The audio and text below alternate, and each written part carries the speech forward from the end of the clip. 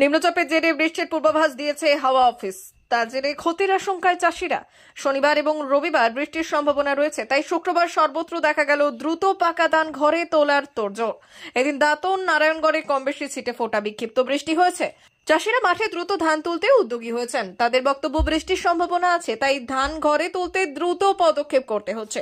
তবে একসঙ্গে শ্রমিক পাওয়ার সমস্যা, ধান কাটা গাড়িও অপ্রতুল। তবুও পাকা ধান শেষ মুহূর্তে ঘরে তোলার চেষ্টা চালাচ্ছেন চাষিরা। সেই চিত্রই দেখা গেল সর্বত্র।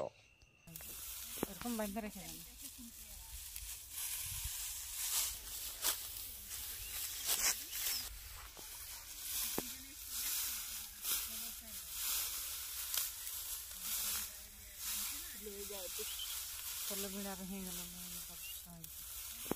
রেখে দেন। কি মন্দির একটা হবে?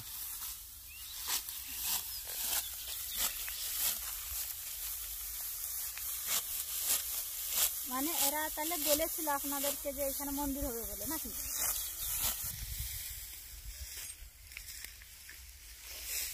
মেঘলা ওয়েদার হচ্ছে, তার জন্য আমরা তাড়াতাড়ি করে ধান কেটে নিচ্ছি, গুছিয়ে বাড়ি নিয়ে যেতে হবে।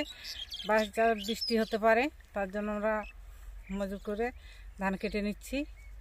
এখনো কত মতো ফসল পড়ে আছে? এখনো অনেক ফসল পড়ে আছে, এখনো 5-6 বিঘা জমিতে পড়ে আছে, সেগুলো কেটে গুছিয়ে বাড়ি নিয়ে যেতে হবে। বৃষ্টি আসতে পারে। কি নাম আপনার? গীতা মাঝি। থেকে দেখছি বৃষ্টি আসবে, আমরা তড়বড় করে আমরা ধান গুছিয়ে ঘর নিয়ে যাব। ঝড় আসবে বলে ঝড় আসবে বলে শুনছি, সবাই বলছে। অনেকেই ফসল আছে কাটতে, এবার কাটছি আমরা। কি নাম আপনার? তুলসী মাঝি। একটা শুনছি একটা ঝড় আসছে, হ্যাঁ, তড়িঘড়ি করে তার ফসলটা বাড়িতে তুলে নিচ্ছি।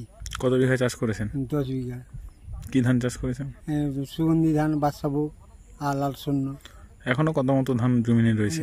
একটাও বাড়িতে নিয়ে আসিনি। বৃষ্টি হলে ক্ষয়ক্ষতি হবে? হ্যাঁ, তো হবে। কি নাম আপনার? আমার নাম হচ্ছে Khudiram Das. 399 hotel and restaurant, Narayangarh bypass, পশ্চিম মেদিনীপুর। আমাদের এখানে সকাল, দুপুর ও রাত্রিকালীন আহারের সুব্যবস্থা রয়েছে।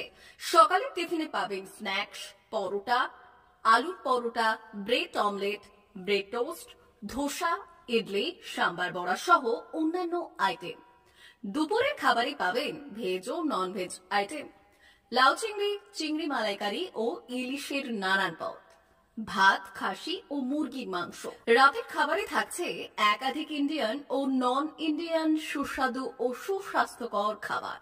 সুলভ মূল্যে ও পরিচ্ছন্ন খাবারের একটাই ঠিকানা, P99 hotel and restaurant, Narayangarh bypass, Narayangarh, পশ্চিম মেদিনীপুর। বিশেষ দ্রষ্টব্য, আমাদের এখানে সকল অনুষ্ঠানে খাবারের অর্ডার নেওয়া হয়।